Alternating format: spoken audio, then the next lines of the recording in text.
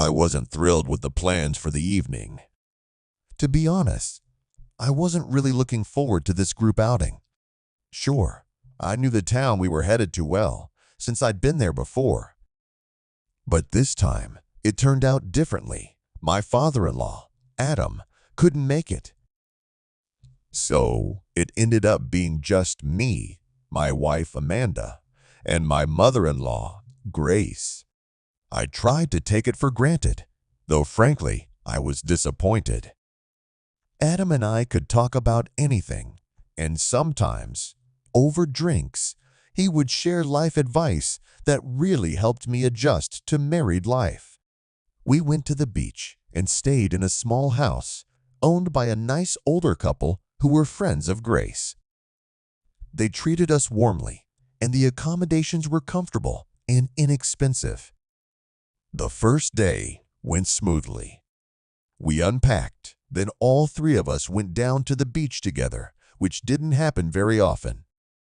After that, we split up to explore the city. Amanda and I went to a nearby cafe, while Grace met up with an old friend.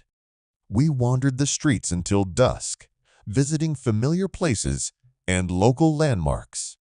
Back at the house, I went to take a shower and Amanda, smiling, joined me. It seemed like the perfect start to a long and hot night to me. But just then, Grace knocked on the door, inviting us over to celebrate our first night at the beach. We headed outside, where she set up drinks and appetizers on a small table.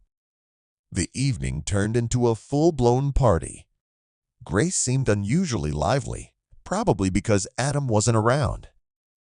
Amanda had a little too much to drink and soon turned into a drunken bird.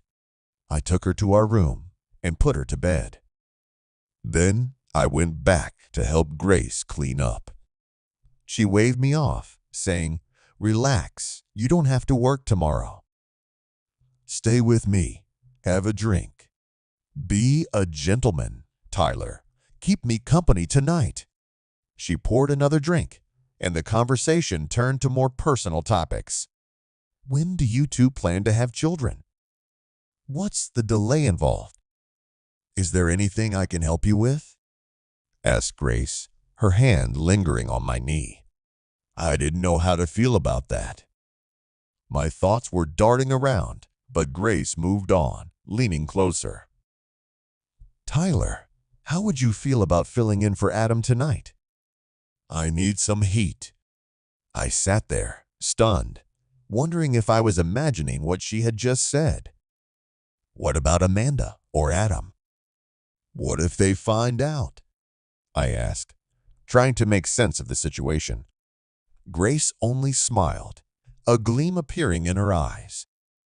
Don't worry, they won't find out. After all, it's not the first time. I followed her into her room, a mixture of emotions raging inside me. But as soon as she kissed my cheek, all hesitation disappeared. She set me down on the chair, and I was suddenly immersed in the moment. Grace was fun, and the combination of the sea breeze and a little alcohol made our night fun. I learned some things from her that I didn't even realize I had. She was an excellent poker player. In the morning, I went back to bed next to Amanda as if nothing had happened. It wasn't until Amanda left the house that I heard Grace's voice from her bedroom. Tyler, come here. I'm waiting for you. I hesitated, but something pulled me towards her room. Grace was waiting for me, wrapped in a light, flowing robe, a mischievous spark in her eyes that made my pulse quicken. She took my hand and pulled me to her, whispering, "Let's make the most of our time here, Tyler."